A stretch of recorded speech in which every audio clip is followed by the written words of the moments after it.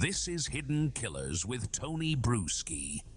Ever watch someone take the stand in their own suppression hearing?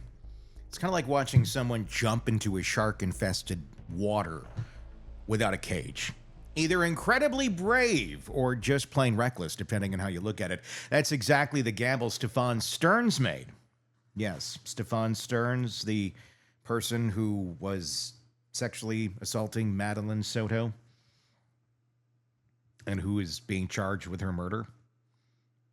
Yeah. They're trying to, get him off on a technicality. Of course they are. What else are you going to do? April 23rd, 2025, in a Florida courtroom. It was a gamble that could very well define whether or not he walks away or spends the rest of his life behind bars. Or maybe 6 foot under. But before we get to that high-stakes moment, let's rewind just a bit to set the scene. It's April 22nd, a sunny Florida morning in Osceola County. Sunshine is bright. Tulips are blooming. Inside, the tension thick enough you could practically feel it pressing against your chest. Public defender Melissa Vickers stood up facing Judge Keith Karsten, clearly hoping to buy her client just a little more time. Vickers laid out a request, a desperate last-minute move to postpone a crucial hearing scheduled for the following day. Her argument? Something about new confidential evidence. Vague whispers of bombshell revelations she claimed could reshape the case entirely. The thing is, she never actually put any specifics on the table. Yeah. And let me tell you, the prosecutors were not amused. Imagine telling your boss, you can't deliver a report because you found some really important stuff, but I can't tell you what it is. Prosecutors did not hold back. They rolled their eyes, scoffed openly, and reminded the judge that everyone, witnesses, investigators, and even the court itself had cleared their calendars for this hearing. In their view, Vickers' move was a transparent 11th-hour stall tactic, just empty theatrics meant to delay the inevitable. Judge Karsten, known around town for his bluntness, didn't waste a minute on the drama. He took one look at the motion, heard the back and forth, and flat out denied the defense request. His reasoning was simple. No substantial details, no postponement. It was like a parent dismissing a kid's vague excuse about why their homework wasn't ready, or show your work, or you're out of luck. The judge wasn't buying it, and everyone in the courtroom knew it, so the hearing was still on, no matter how unprepared the defense might have felt. So fast forward to April 23rd, bright and early, everyone reconvened. If you thought things were tense that day before, this was a whole new level. The suppression hearing. It's a critical crossroads, centered entirely on the contents of Stephan Sterns' phone. On the line was whether jurors would oversee evidence prosecutors called devastatingly incriminating. The kind of evidence that could sway a jury from uncertainty to absolute certainty. And now here's where Sterns himself decided to step into the spotlight. Because he's a wise man, old Stephan, isn't he? Usually, defendants avoid testifying. It's risky, it's unpredictable, it's a huge gamble, but Sterns took the plunge. He sat calmly in the witness stand, determined to tell his version of events, his story. It went something like this. You ready? You ready for the version? Detective asked him about his phone shortly after Maddie Soto went missing. And according to Sterns, he thought they only wanted a quick peek at his Google Maps history. Nothing else, just directions, whereabouts, basic stuff, innocent stuff, right? You're not going to look at anything else on the phone, right? But the reality, or at least the prosecutor's version, painted a starkly different picture. The detectives who testified at the hearing insisted Sterns had given them much broader permission, willingly unlocking his phone and standing right next to them as they scrolled through files. Sterns wasn't oblivious. He was fully aware of what was happening. Prosecutors argued. To them, this wasn't about limited consent or confusion. It was about Sterns confidently believing he'd already erased any evidence of wrongdoing. See, right before detectives got hold of the phone, Sterns had performed a factory reset, a move the defense eagerly pointed to. From their perspective, this reset meant that police had no valid emergency to justify digging deeper without a warrant. Okay. That's nice that you came up with that. Doesn't mean it's true. Imagine trying to put out a fire that's already burned itself out. It just didn't make any sense, they argued. Extingent circumstances, legal jargon for urgent enough to skip the warrant, simply weren't there, they say. Any urgency police felt had vanished the second Sterns wiped his phone clean. Prosecutors fired right back, though, insisting the factory reset actually proves Sterns' guilt and his awareness that his phone was loaded with evidence he didn't want anyone to find. The prosecutor, Sterns wasn't some innocent guy confused by police requests. He was a clever manipulator who had deliberately tried to erase his tracks and then pretended ignorance once confronted. The courtroom back and forth was sharp and intense, with defense attorneys trying desperately to frame Sterns as a victim of aggressive police tactics, while prosecutors painted him as a calculating, deliberate predator who knew exactly what he was doing, which the latter is the one that's true. Both narratives played out passionately, and both sides seemed convinced that their story would sway Judge Karsten's decision. Judge Karsten himself listened intently, carefully, jotting notes, leaned forward occasionally to clarify key details. The entire courtroom watched his reaction, searching for any hint of which way he was leaning. But Karsten remained poker-faced, refusing to tip his hand. And then in a moment that seemed to catch everyone slightly off guard, the judge decided he wouldn't issue an immediate decision from the bench. Instead, he announced he'd take time to consider everything carefully and would release a written ruling later. It was a courtroom equivalent of hitting the pause in a movie right at the climax, leaving everyone hanging in suspense. This unexpected decision didn't just delay clarity, it rearranged the entire calendar. The SA trial that was supposed to kick off soon now had to wait until July 2025. Both sides were forced to recalibrate, wondering if the evidence they'd counted on would even make it into court.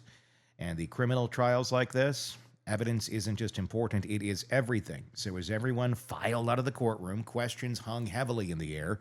Had Sterns' gamble paid off? Or had he just given prosecutors even more ammunition against him? Had detectives been careful enough, or had they risked the entire case by rushing the search without a warrant? Outside under the bright Florida sun, reporters speculated, lawyers strategized, and the community waited anxiously. Judge Karsten had placed the case into legal limbo, promising a decision that could reshape the entire trial. And while waiting might seem simple enough, in a case like this, every day that passes ratchets up tension and stakes even higher. In the background lingered the gravity of what prosecutors allege was found on Sterns' phone. Terrible images, horrifying videos, notes that chronicled acts that left even seasoned investigators shaken. Him with little Maddie, who wasn't even 13 at the time. She had just had her birthday. And then was killed. But prior to that, for years, that guy right there was essaying her. That's why we have the sign. Stephan Sterns, just kill him already. It seems like a fitting, thing, considering there's photo evidence of him doing that with a child. It's cool with me. Take him to the woodshed. Yet, whether a jury would ever see this evidence now rested entirely in the hands of the judge, who chose deliberation over impulsive judgment. The suppression hearing wasn't just a courtroom showdown. It was the ultimate battle for control over a narrative that could mean life or death for Sterns, justice or heartbreak for Maddie's family, and a reckoning for a community left reeling. It's a decision that is going to have big effects on this trial.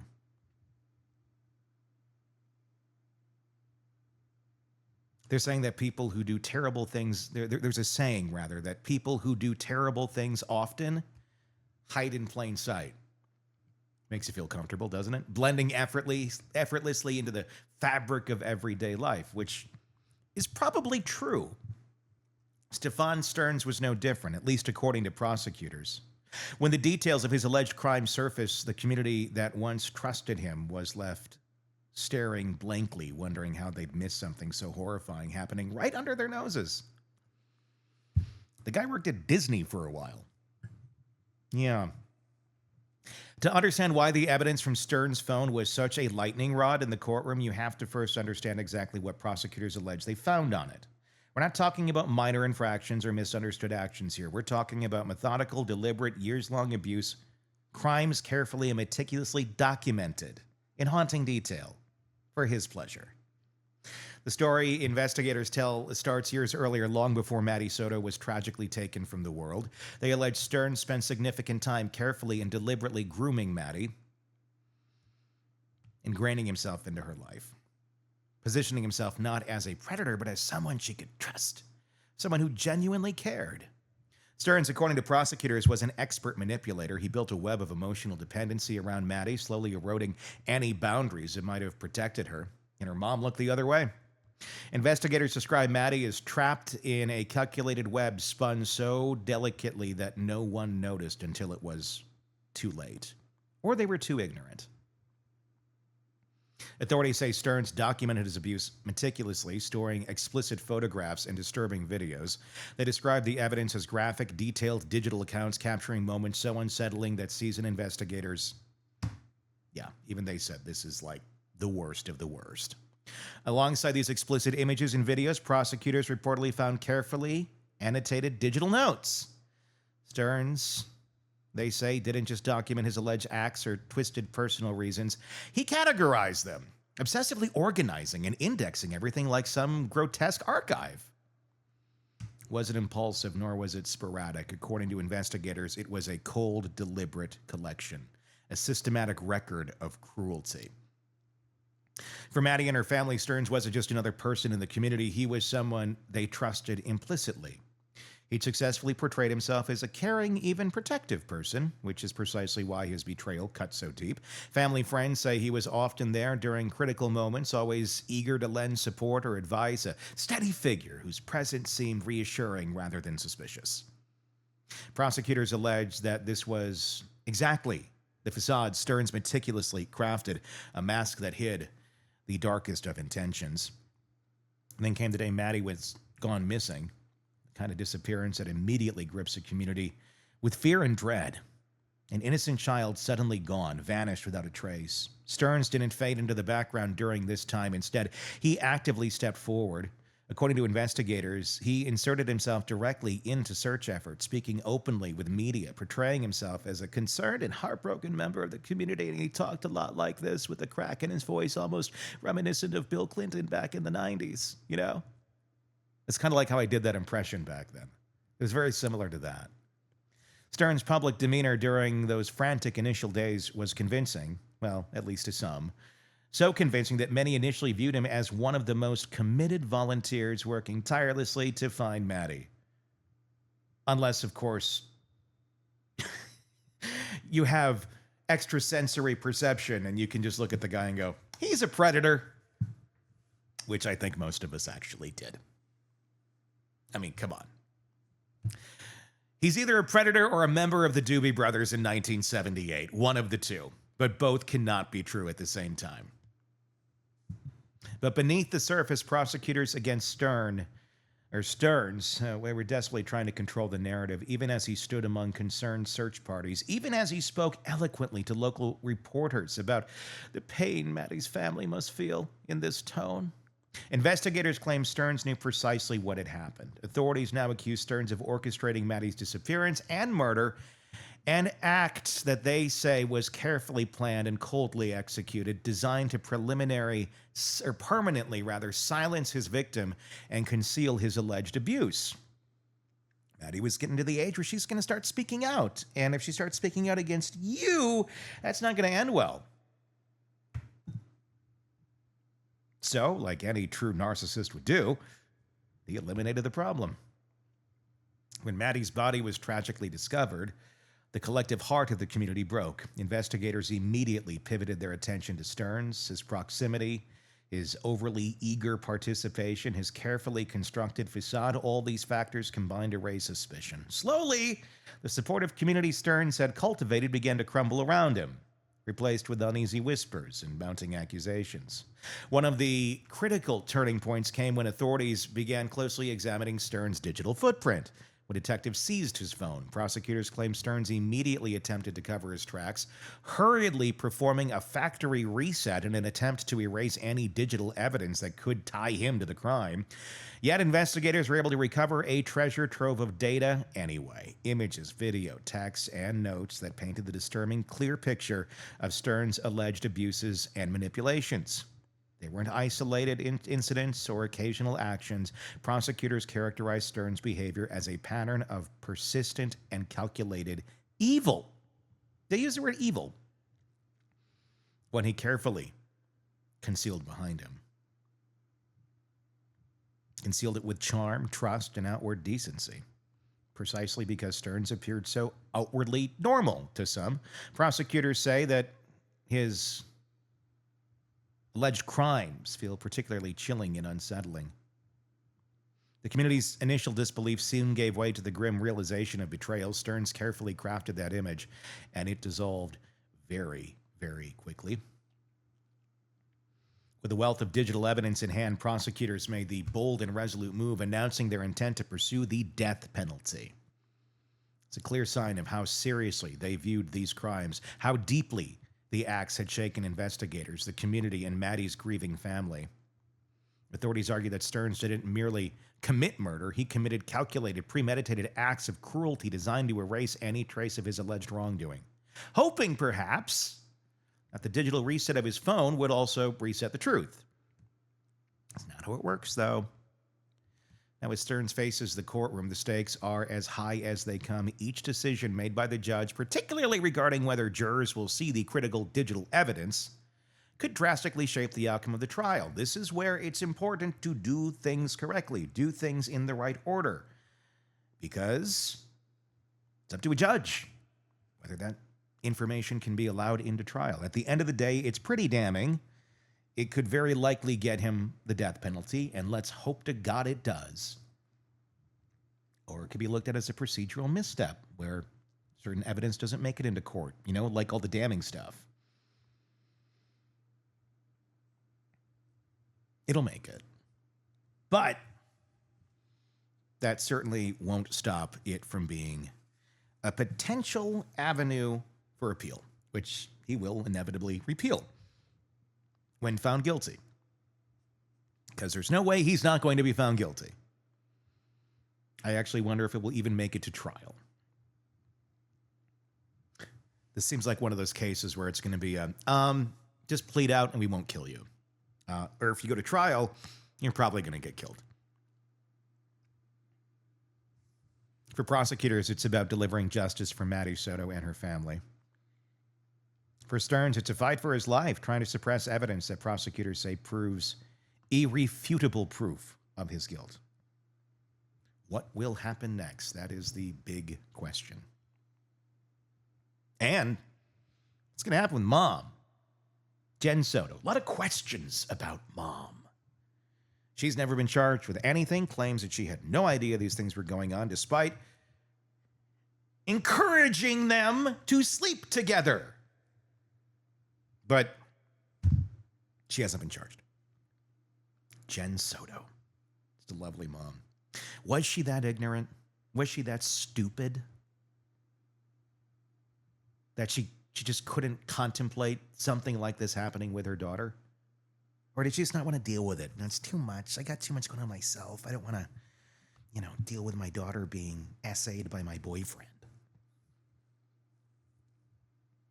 Or she really relished the attention that Stephan gave her and held that in higher regard than the well-being of her own daughter.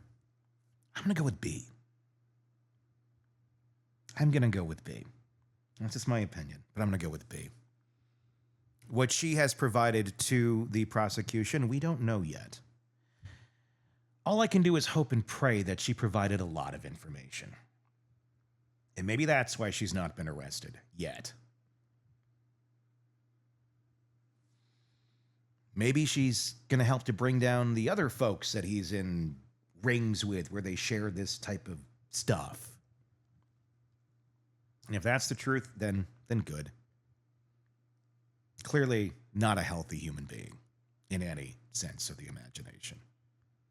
Maybe one that's not even capable of being healthy or seeing reality on reality's terms. What do you guys think about this case? Tell me in the comment section. Love to hear it. Be sure to press subscribe wherever you're listening to this podcast. And if you're on YouTube, press subscribe there. And like I said, comment section. Please let me know your thoughts, and we can continue the conversation there. This one is just, yeah, it's pretty vile. Pretty vile.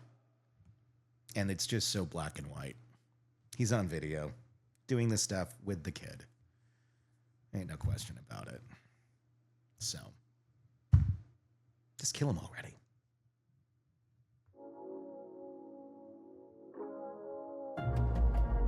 Craving non-stop true crime updates? Press subscribe now and get the latest cases, analysis, and expert commentary delivered straight to your feed. Only from the Hidden Killers podcast and True Crime Today.